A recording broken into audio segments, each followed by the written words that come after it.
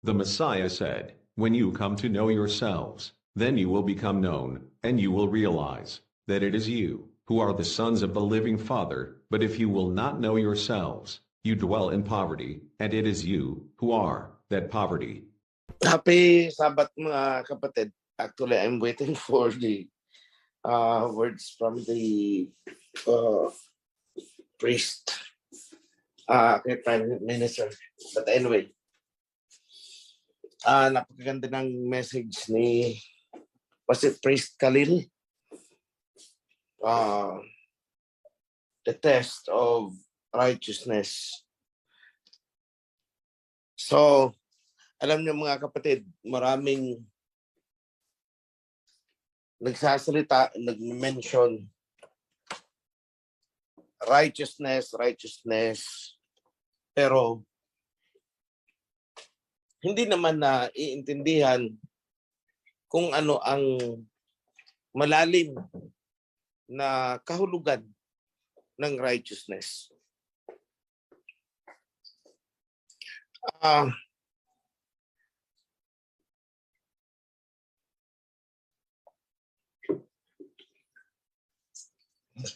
Para sa akin, useless yung lagi tayong nagkiklaim ng tayo ay righteous, tapos very particular tayo sa mga defile. But dyan, ay na-defile kami. Without really understanding the true meaning of these words.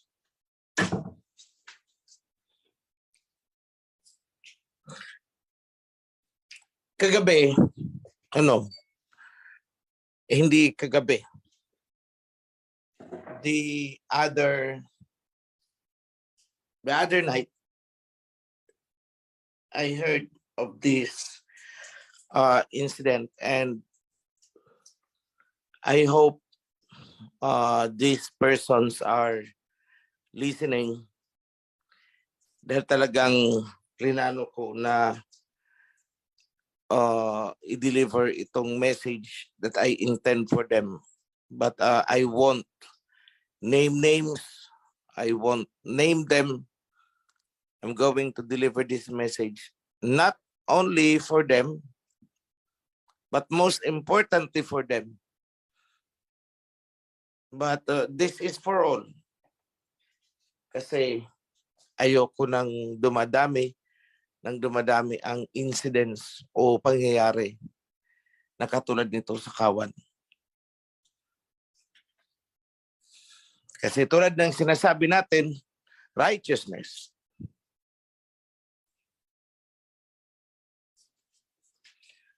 Mga kapatid, nung kayo ay pumasok sa covenant,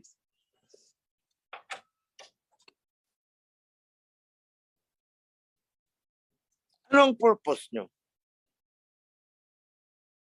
Gusto kong mag-isip-isip muna. Kayo, ano ba yung pinaka-purpose nyo? Bakit kayo pumasok sa covenant? Ito ba ay para sa righteousness? O feeling nyo lang nakasali kayo sa isang parang club? Parang the way we look at Rotary Club, Lions Club, Kiwanis Club, yung mga ganun. In short, for socialization. Kasi kung ganyan ang tingin ninyo nung pumasok kayo dito sa covenant, mukhang mali yata. Mali yata ang napuntahan.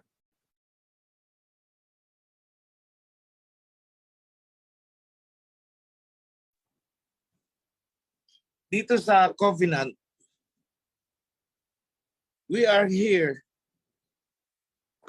for a serious reason. Hindi ito libangan, hindi ito pastime, and this is not for socialization, camaraderie. Hindi po yun. It's not that way.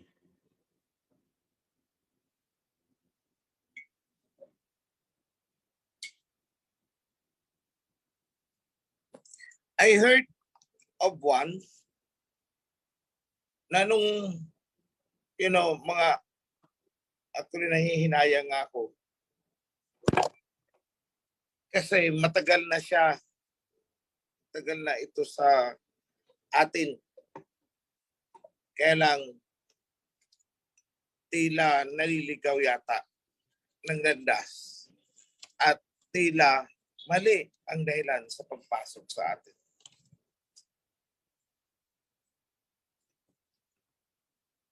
She came from abroad. Umuwi dito sa Ophir. And then, inikutan. Ikot siya ng ikot kung saan chapter. Bisita dito, bisita doon. Natila ba may hinahanap? And true enough, I was just observing. Naghahanap nga. Naghahanap ng partner.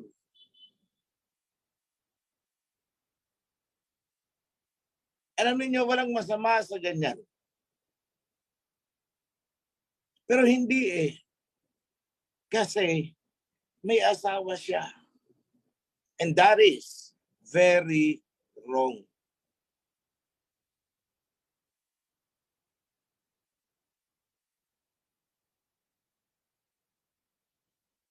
And now she got what she wants. Kung anong hanap.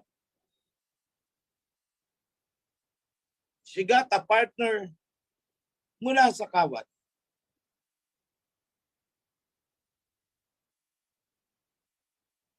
Ito, mga kapatid,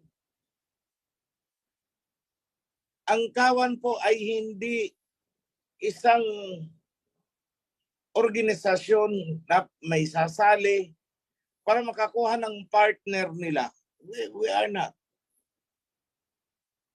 And I tell you,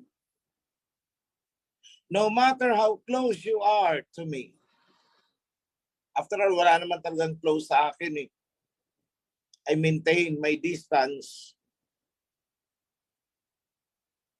No matter how close you are to me, pag mali ang ginagawa nyo, it won't work. Dahil walang palakasan dito eh. And that is righteousness. Magpalakas ka sa righteousness, malakas ka. Pero kung hindi righteous ang ginagawa mo, at feeling mo lang malakas ka sa akin, ay maling-mali ka ng akala. Kahit ikaw ay bahagi pa nung pinaka-unang founding nitong OHC, ng conservatory. No.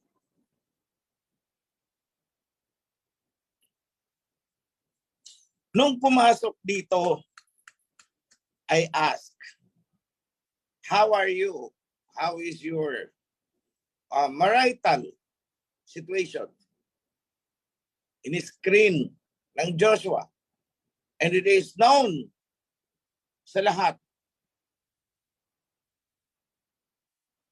na ang babaeng ito ay may asawa. At tinanggap ng kawan bilang may asawa, may mga anak.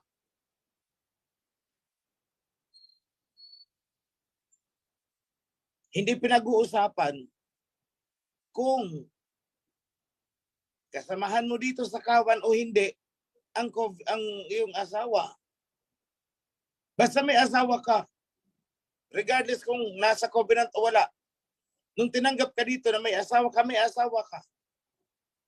Dahil hindi tayo nagkukonsente dito na papasok sa covenant at hihiwalayan ang asawa. No, we don't do that. We don't allow that.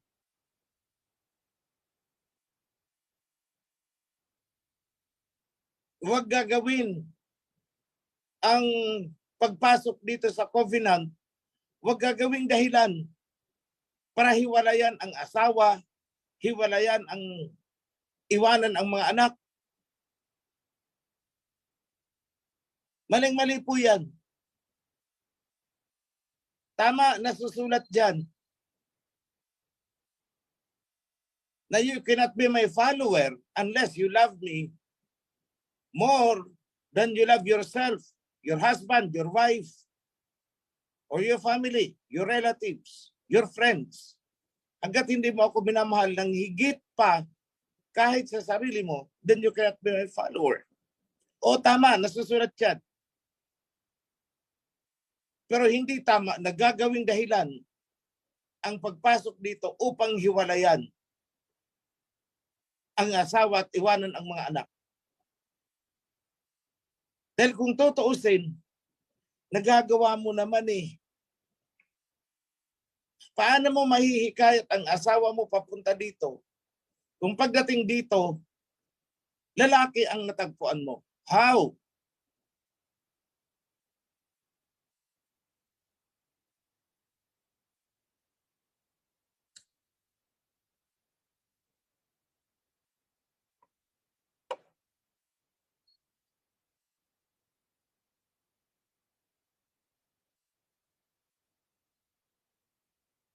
At ang sinasabi is, single na daw siya.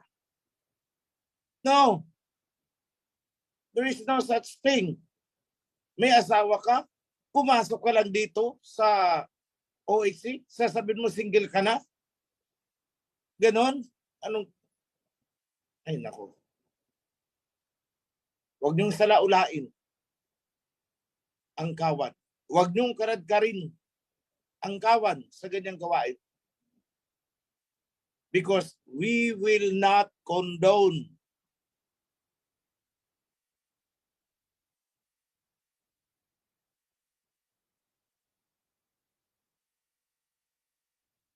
kaya pala ikot ng ikot kung saan chapter, halos buong Pilipinas ay ikutin nung dumating dito. Yung pala naghahanap ng kati ng katawan. I will not condone.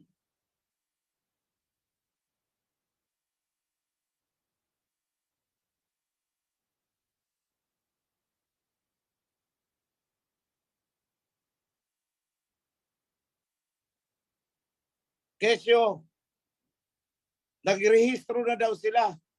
Kanino kaya nagrehistro? Ganun ba yon?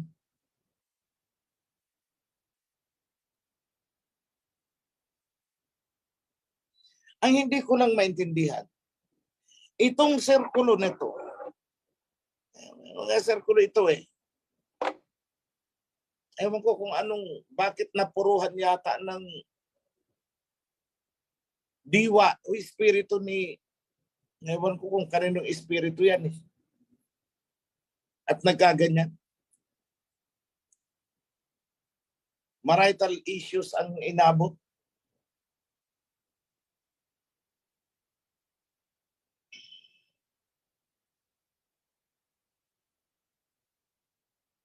So once again, dyan sa mga nagbabalak at ganyan ang gawain, stop.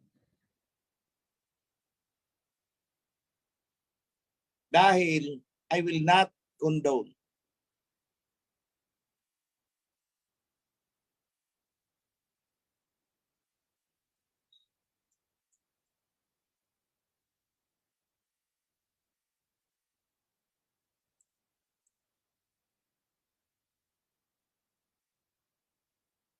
Huwag niyong salaulain ang grupo.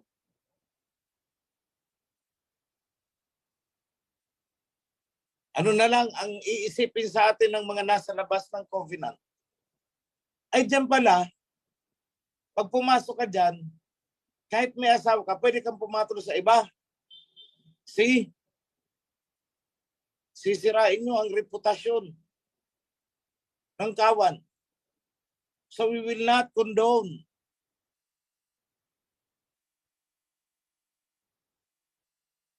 Huwag niyong babuyin.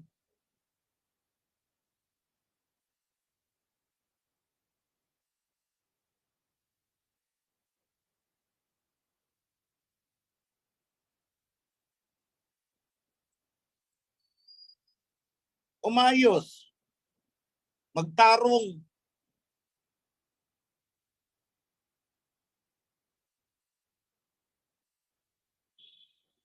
Dahil walang sinisino ang policy natin kahit priest.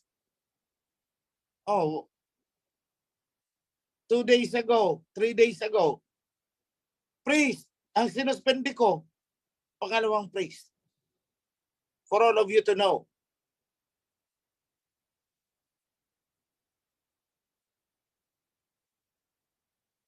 Ay dito lang yan sa atin, nangyayari na nasususpindi ang priest. Ang gano'n na lang, kabilis. Because we are practicing righteousness. Yung sinasabi ni Priest Khalil. At huwag niyong hahamunin ang sistemang yan. Dahil kahit isa na lang ang matira dyan, I will choose that one.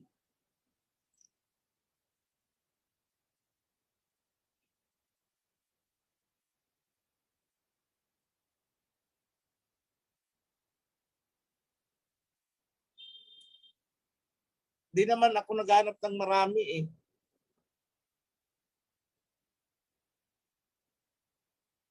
Magtarong lang, mag-ayos kayo, lumagay kayo sa ayos.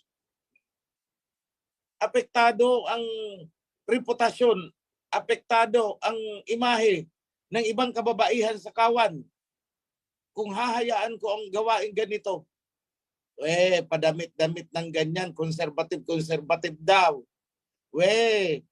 Pagkasaba, tuwad-tuwad daw. Iba pala ang tinutuwad. You see? Hindi pa pwede sa akin yan.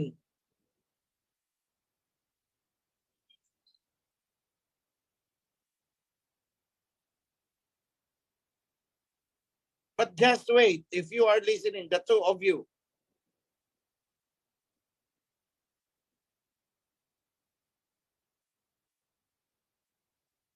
busy lang ako.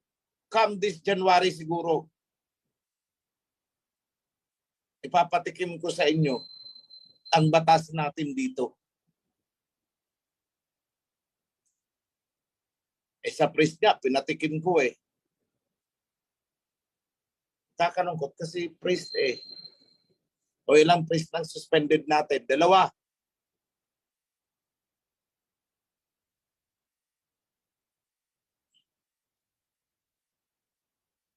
Pag natamaan ng suspension, medyo delikado na yan. Baka matuluyan.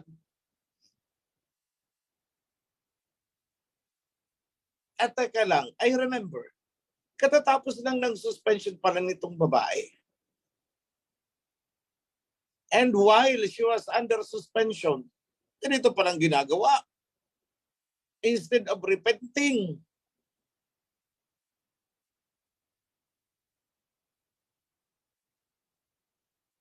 okay, more about that. Kaya hindi ako nagchichismis. Kasi kung chismis yan, hindi pinangalanan ko na sana. I'm showing you the situation for you to avoid, all of you.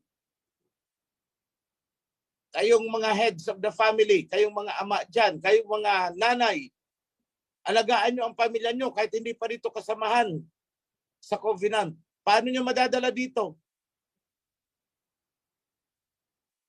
Kung hindi nyo sila aalagaan, natural, magtitiis kayo for a while.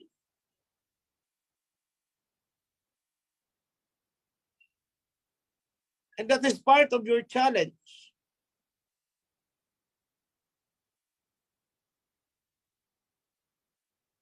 Now, these ladies, I want you to, this is no longer related to the case. This is now about decorum. Sa mga kababaihan, iwasan nyo po ang masyadong PDA, yung public display of affection. It's fine with us, it's fine with me. Kung magbebeso-beso, okay na yun. Pero kung sa lips mo gustong humalik, sa kapwa mo babae, teka lang. Yakap dito, yakap doon. Kiss dito, kiss doon. At sa labi ang gusto. Ano yan, lesbiana ka?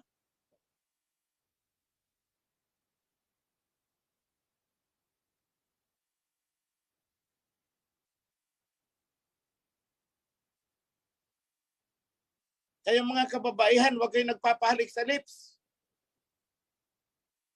Sa asawa nyo lang yan.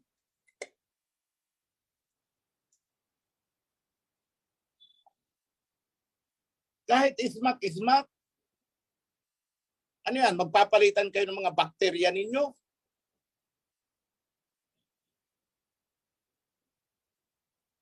Yakap dito, yakap doon. The most social grace that is acceptable is beso-beso. Kaliwa at kanan, beso-beso lang. Hanggang doon lang. Gusto yakap, ano yan, magkikiskisan kayo ng mga dede nyo?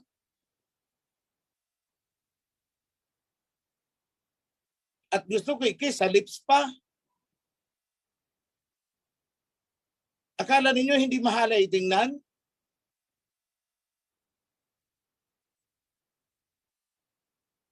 Iisipin nyo na nga lang kung ang mga priest ang gumawa niyan. Pag nagkita, yayakap ang dalawa, tapos mag-ahalikan sa labi.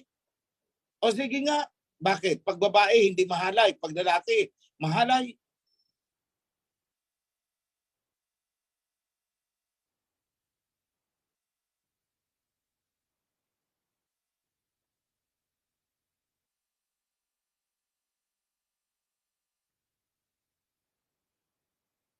Ay, umayos nga.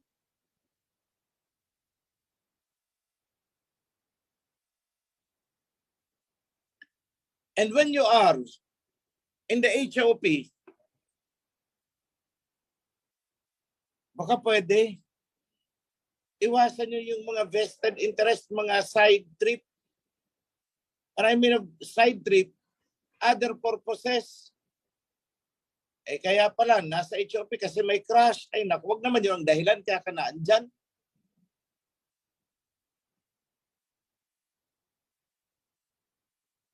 Kaya pala nasa HOP kasi nagpapakute.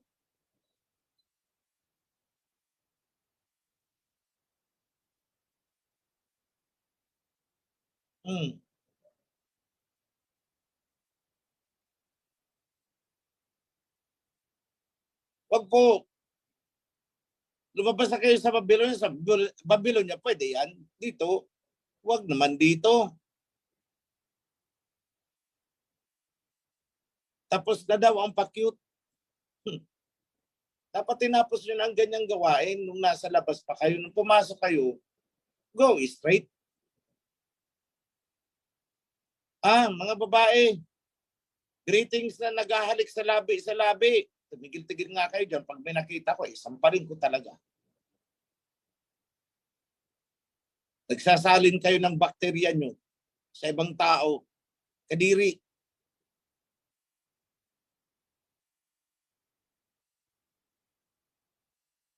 Mga labi nyo, i-reserve din nyo yan sa asawa nyo.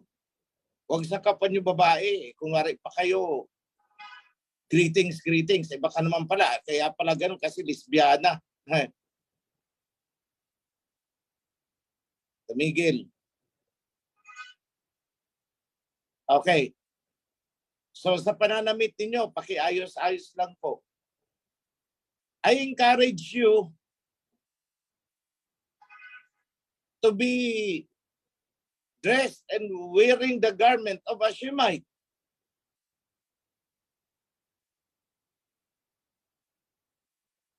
Ako kasi na ako pupunta. Ang suit ko pang Shemite talaga eh.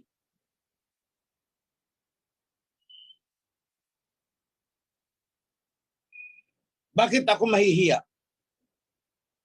Bakit kayo mahihiya? The more that you should be proud. Alam niyo ba na the more you are respectable, kapag ganun ang kasuotan nyo, lalo na sa mga babae,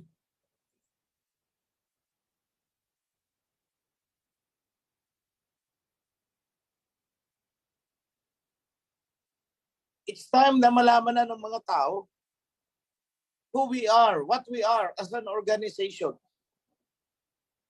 Not only as an organization, but as a heritage.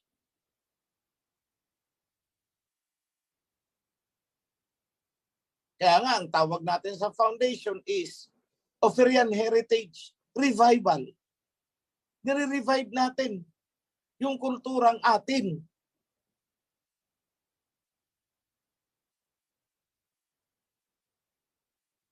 Pag may mga official functions tayo, huwag na kayo magsuot ng kurbata. Hindi naman kayo mga kano, mga kurbata, subukan ninyo ha. Tingnan ninyo. Noong yung king sa UAE, correct me if I'm wrong, UAE,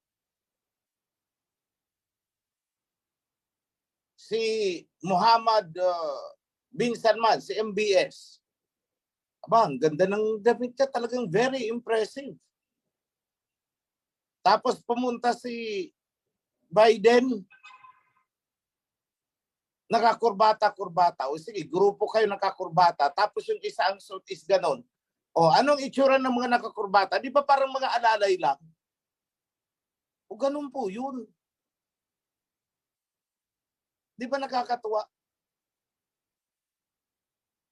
Nakasuot ka ng parang pang-prinsipe, pang-prinsesa.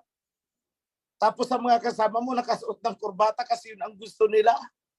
O anong itsura nila? Parang mga alalay mo. Kaya pagdating sa labas, ay naku, ang yaman-yaman siguro nitong babaeng ito. Pero may mga bodyguard.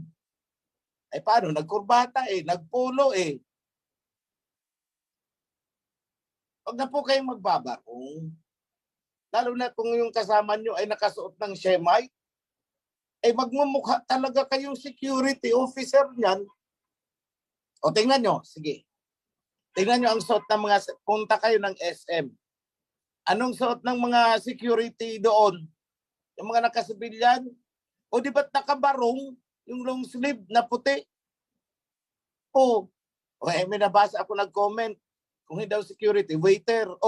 Kita mo. O kayo na nga ang nagsabi. Pero saan kayo nakakita ng waiter o security na ang suot is pang shemite? Wala. Because that clothing is very dignified. Huwag kayong mahihiya. You should be proud.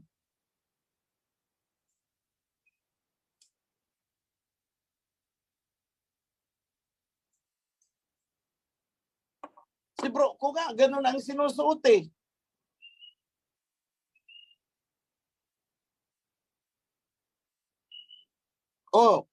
Di ba ang ganda lalo tingnan? And they will start to think, mag-iisip, Muslim ba kayo? Ay hindi po. Shemites tayo. At ito ang ating kasuutan. Hindi yung western na yung kurbata, necktie. Doon yan sa west.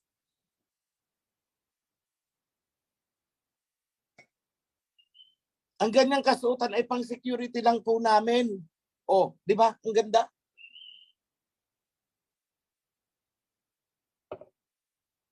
Tingnan nyo ang mga bata. I know of a place. Diyan yata ito sa Kasili. Yung mga bata, alam na sa school nila na ganyan ang nila. So they are allowed to use it. At respected sila.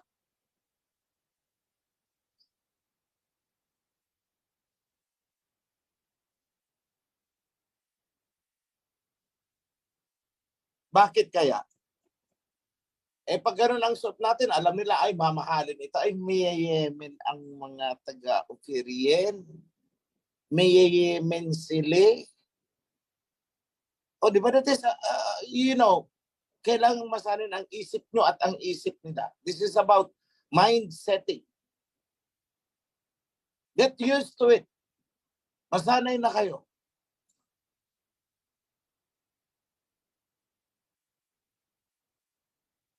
Instead of shoes, sandal. Di ba yung mga priest, o kayo mga priest, huwag na kayong magsasapatos, use sandal. That is part of our identity.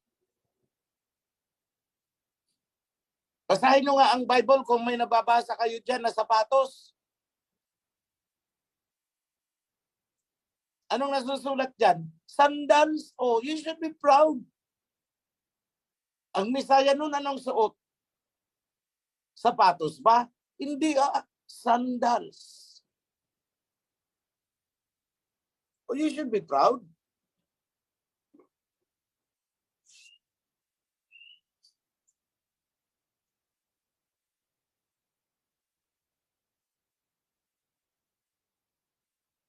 Kayong mga babae, you can use sandals na pangbabae. Hindi yung sapatos na sinusot ng parang magkakabayo na may takong pa, na boots. Ba, dapat sa'yo, nakatira ka doon sa rancho. O doon ka magpa-sexy-sexy. Sakay-sakay ka sa mga kabayo. Kung yan ang gusto mong suot. Para kang cowgirl. Kala mo ang sexy-sexy, ang ganda-ganda mo, hindi mukha kang mga ngabayo.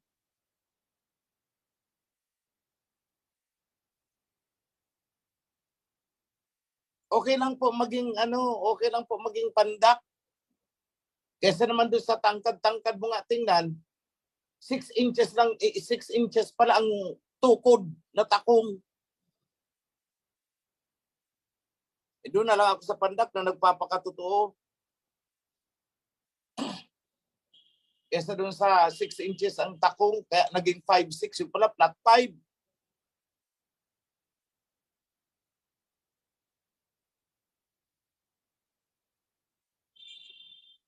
Girls. Napag-usapan lang.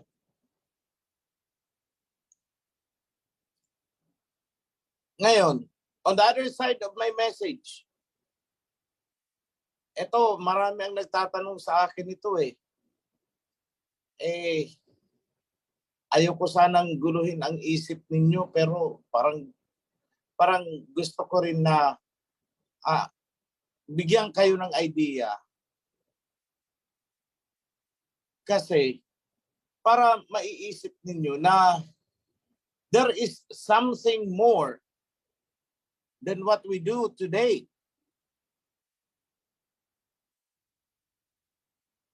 Last time nakausap ko si Bro Mark, Priest Mark, at saka si Bro Kung. I asked them, beyond 1,000 years, anong meron?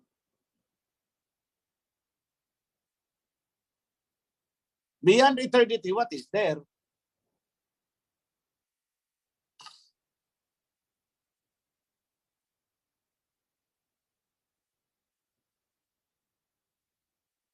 Kung napansin na ninyo mga kapatid, this is again about righteousness. Kung napansin nyo mga kapatid sa Book of Revelation, matapos si Satanas ay itapon sa dagat-dagatang apoy,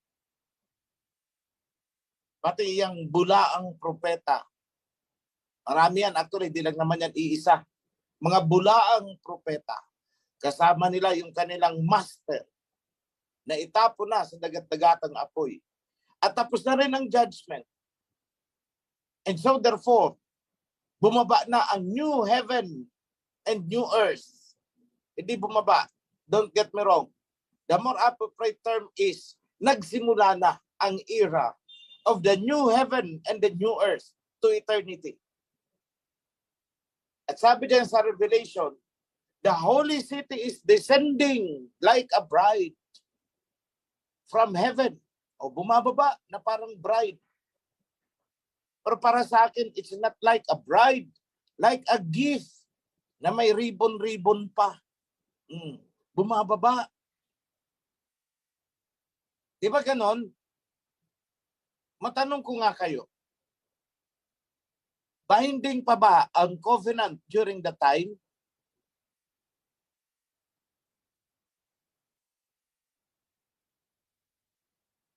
Meron pa kayang mga law na kailangang sundin?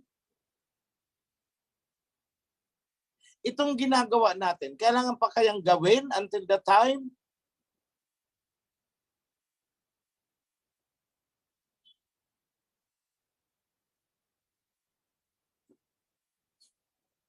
O ito, balikan niyo yung sinabi sa Matthew, salita ng Misaya. Hanggat may langit at may lupa, ni isang guhit ay hindi mawawala sa kautusan. Isang tundok, isang guhit. For as long as there is heaven and there is earth. Correct. So, itong tanong ko sa inyo, maging critical kayo. Meron pa kayang kautusan at the time? Meron pa din.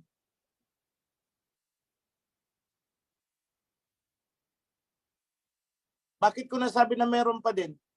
Kasi may langit pa eh. May lupa pa eh. So meron pang kautusan. Kasi kung wala ang kautusan, everything will be in chaos, even in the new heaven and new earth. Magulo.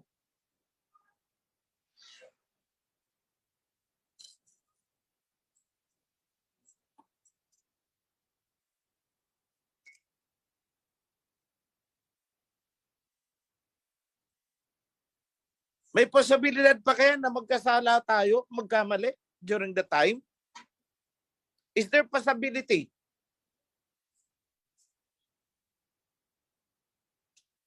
Na magkamali?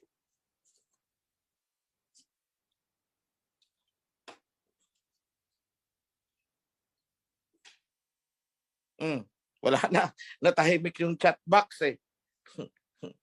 Nandiyan pa ba kayo?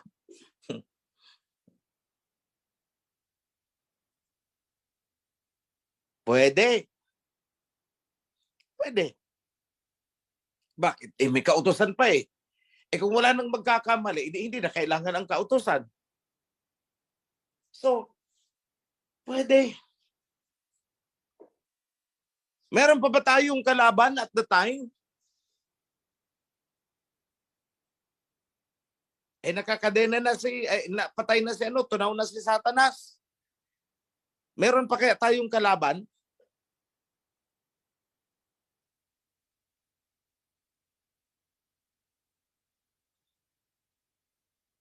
Tingnan nyo ang nasa Book of Revelation. Ibinababa ang city of Jerusalem. At ito ay may pader paikot. May pader. May wall.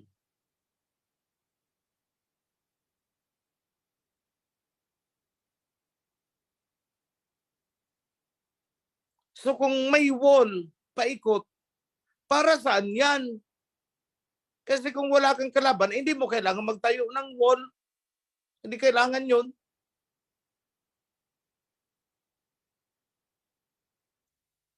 Itingnan nyo ang kapal-kapal ng wall.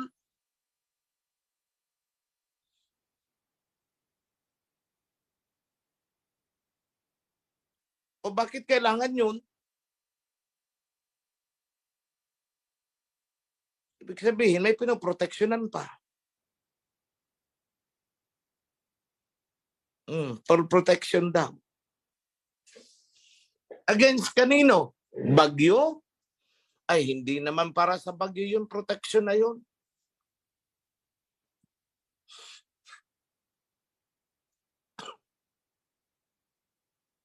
Protection from enemy. So there is still. Nag-level up lang.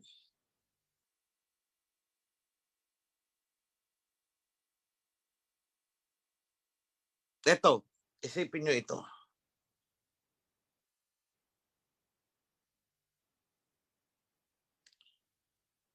Noong nilikha ng Ama ang mga celestial beings. I'm talking about what they call as angels.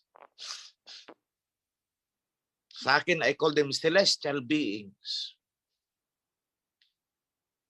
Itong si Satanas, nagkasala. Correct. Kaya nga, siya binagsak dito eh.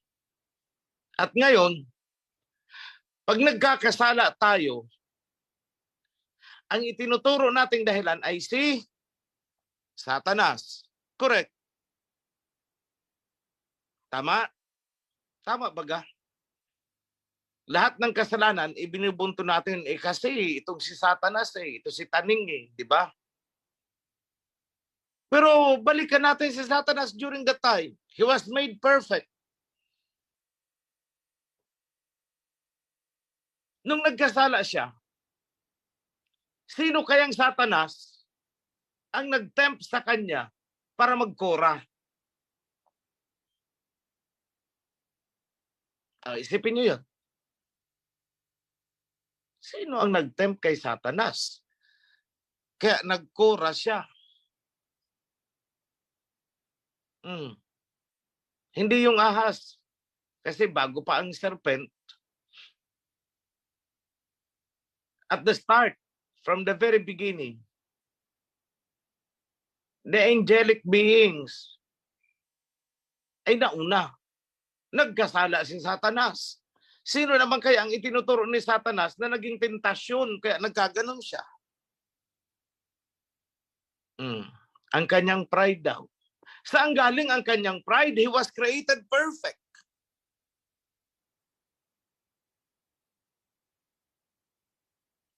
Si Lucifer daw. Mas nauna si Satanas. Diba?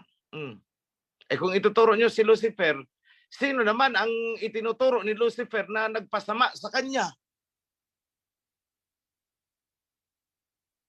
Kasi tayo today, nagkakasala tayo, may tinuturo tayo. Kaya ganito ang kalooban ko, naiinggit ako, may pride ako kasi si Satanas. Pero, kung puntahan natin si Satanas, so ikaw naman Satanas, bakit ka nagkaganyan? Sino ang ituturo niya?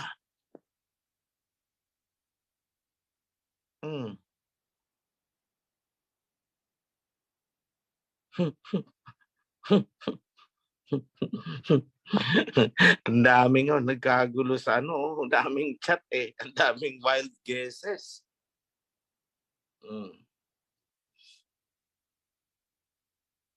Alam niyo mga kapatid, there is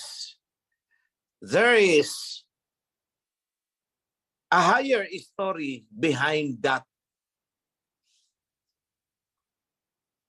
Paano naging masama si Satanas? Saan galing ang kanyang kasamaan?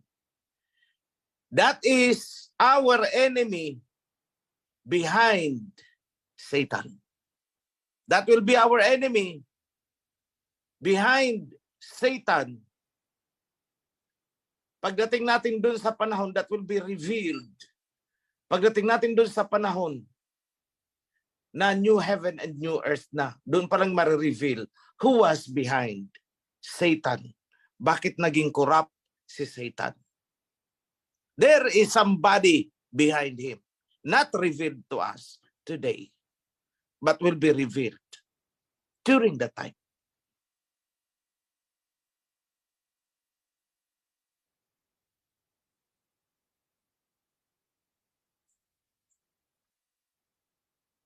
Marami pa ang hindi nasasagot dyan. Marami pa ang hindi revealed. If I may ask you again,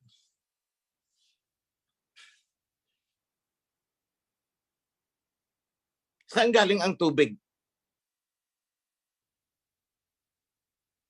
At the start of Genesis. Kasi sabi, in the beginning, there was nothing. Wala. Except, yan, waters.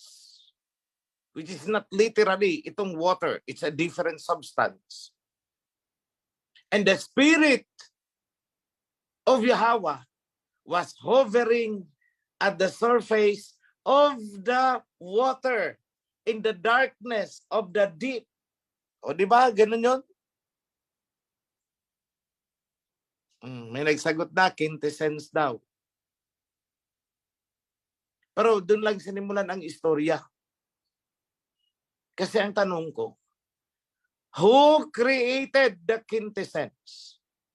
Who created the waters kung saan nag-hover ang spirit of the Alhayam? Sino ang gumawa no? As you can see, hindi po nag-create ang Alhayam. Basahin niyo muna ang Genesis. Sinabi ba ng Alhayam na, let there be waters. And waters appeared. Wala eh. Wala. Saan nagsimula ang Genesis? And he separated the waters from the waters. Diba? Hiniwalay lang eh. And he separated the land from the water. Pero tingnan nyo, may sinabi ba dyan na let there be land, magkaroon ng lupa? Kung titingnan nyo, before creation, this land and waters are already existing. Nag-exist na. Inayos lang.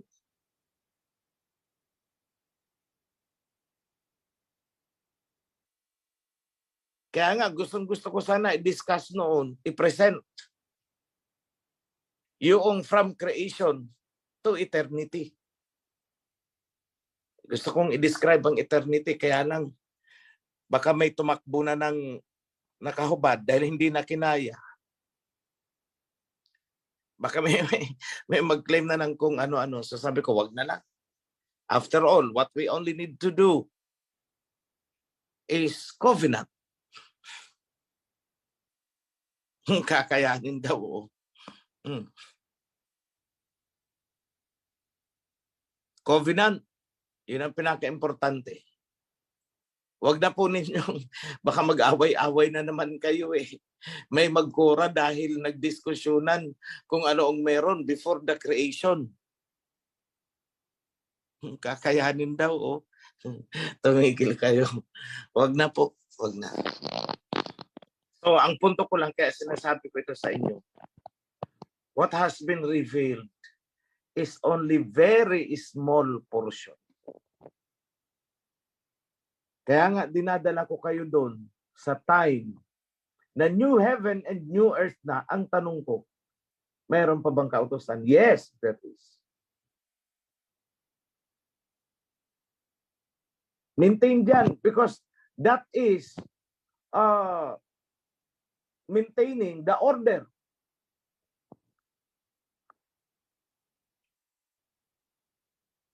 Kaya nga, napakalalim ng binitawang salita ng Misaya. Hanggat may langit at may lupa, may kautusan.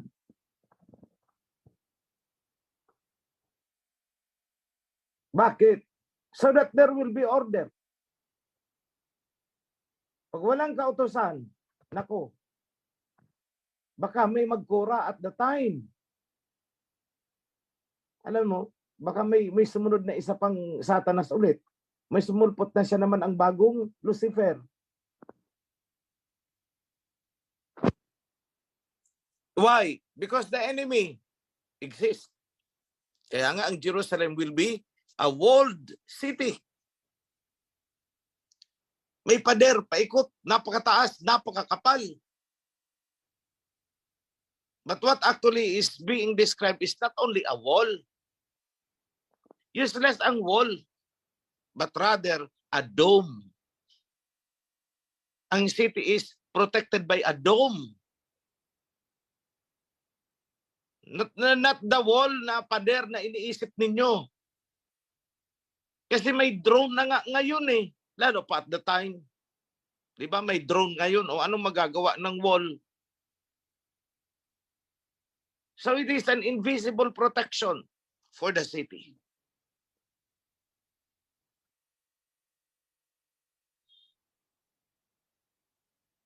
That will be that's how it will be. Oh, sa outskirts nun, bandang labas, ay doon yung mga pinili. So imagine, sa bansa natin, inilagay ang New Jerusalem. Yung pang-eternity na talaga. Susukluban itong archipelago ng isang invisible dome to protect it.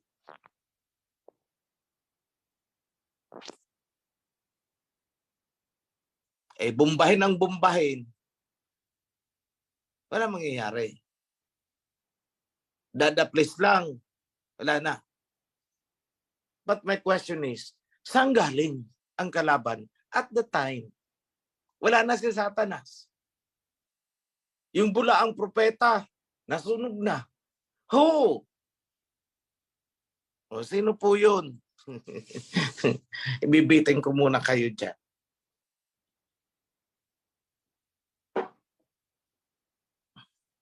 Ang punto ko kasi dito, order, the law. Meron pa ring law at the time. Hanggat merong langit at lupa may kautusan. Dahil pag wala, everything will be in chaos.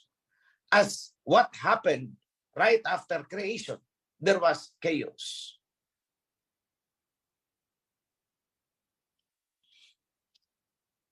So, mga kapatid, ito ay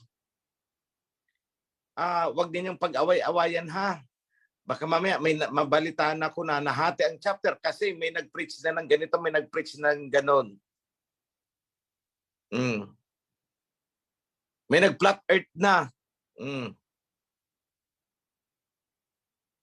Ang pinanghahawakan natin dito is covenant. Nobody holds the covenant, kundi yung kawan natin.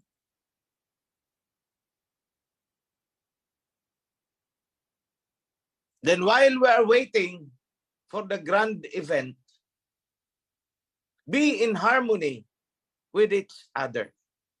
Maintain harmony. Maintain order.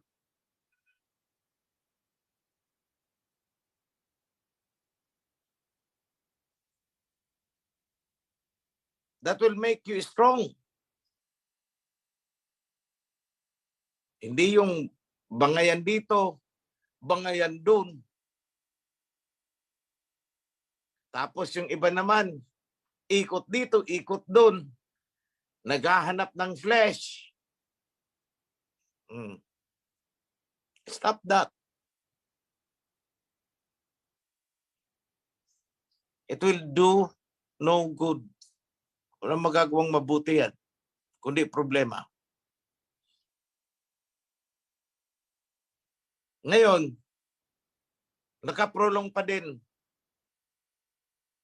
ang sitwasyon natin sa Ukraine and Russia. It's the same. The fight is ongoing. But it is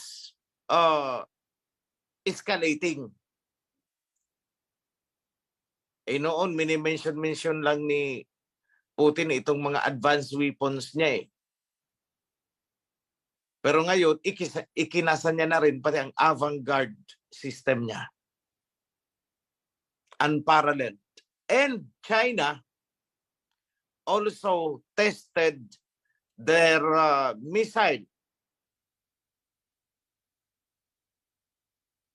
The first in the last 20 years. So 20 years, hindi pala sila nag-test. Ngayon lang ulit. And hypersonic din. Unparalleled din. Hindi rin kayang pantayan ng US. Oh, gulat si US. Meron palang ganun ang China. So hypersonic ang kay China. Hypersonic din ang kay Putin. Russia. So tayo dito, sonic. Kaya wag na tayong makisawsaw doon sa yung presidente natin. Again, Putin repeated his words. Lahat ng countries na nakisali na naman sa sanction, yung price cap on oil na inimpose ng US at Europe, ay titikisin niya. So, ibig sabihin, maghihirap kayo pagdating sa crude and oil. Crude, gasoline. Magsasuffer kayo. Kasi panay ang pakiut-utan nyo dyan sa Europe. Nakikipagkampihan kayo doon. Di doon kayo kumuha sa kanila. Huwag kayong kumuha sa amin. So, sino lang ulit ang priority ng OPEC? OPEC Plus. The friendly countries to them. Countries that are friendly to them. Tayo, hindi naman tayo friendly kay Russia eh. Mas friendly tayo kay Biden. And we cannot serve two masters at the same time. We really have to choose.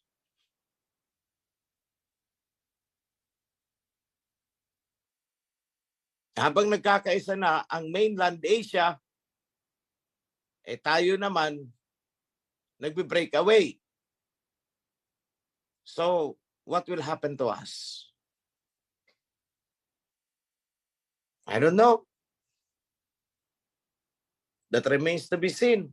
I mean, I don't know. Yung sabihin, I could not tell you. That remains to be seen. But everything will happen according to the book of Revelation. So kung naintindihan ninyo ang mga sinabi ko noon, 3 years ago, under the Two Witnesses series, yun lang naman ang mangyayari eh. Yun ang framework na binigay ko sa inyo. Pati yung The Matrix, yun. Sundan nyo lang yun, hindi na kayo maliligaw doon.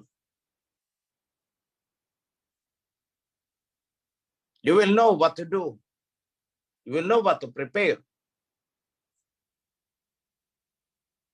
So, what I want you to remember is maintain your trust, yung pagtitiwala ninyo, pananalig. Ayaw kung tawaging pananampalataya, pananalig. At pagtitiwala sa promises na ibinigay ng ating alahayam through the covenant. Nandiyan eh, ang promise eh.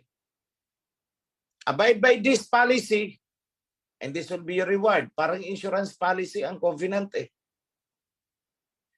If you are not part of this, then you will not be part of the blessings na hatid nitong policy na to. Parang insurance lang yan.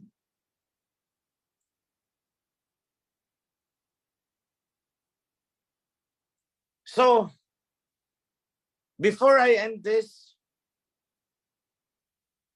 if you are in the HOP, stand up and raise your hand.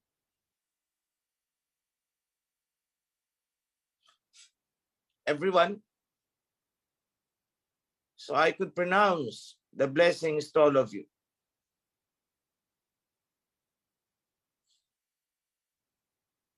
In the name of our Father, Abba Yahweh,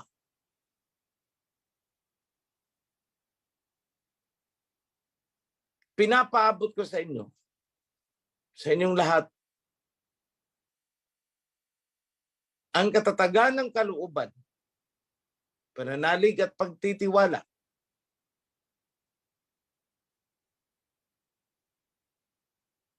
manatili sa righteousness na ibinibigay ng covenant.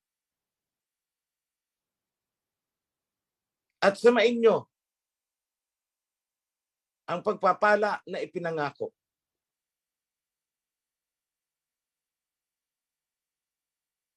Samain nyo mula sa ating Prime Minister down to the elders,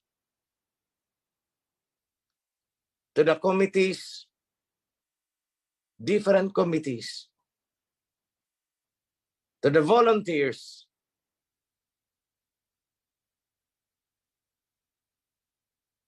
different kind of volunteers hanggang sa construction ng temple. Pinapabot ko ang pagpapala pati doon sa mga generous na sumusuporta, patuloy na sumusuporta para sa mga pangangailangan ng templo, ng ating National Center, the center of the kingdom sa Mount Zion. Patuloy na sumusuporta para sa proclamation ng kingdom, sa proclamation, sa coronation.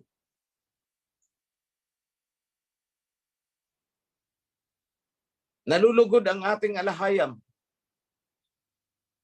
sa inyong pagtugon sa panawagan ng pangangailangan. I am happy with that. I am pleased seeing you that way. Magkaroon ng kapayapaan at pagkakaisa ang buong kawan. May mga karamdaman, magkaroon ng kagalingan at ginhawa. Sa mga material na pangangailangan, everyday needs. Panghawakan nyo ang pangako na binigkas ng ating Mesaya na kung ang mga ibon, ang mga hayop ay provided niya ng para sa mga pangangailangan, let it be that way para sa atin.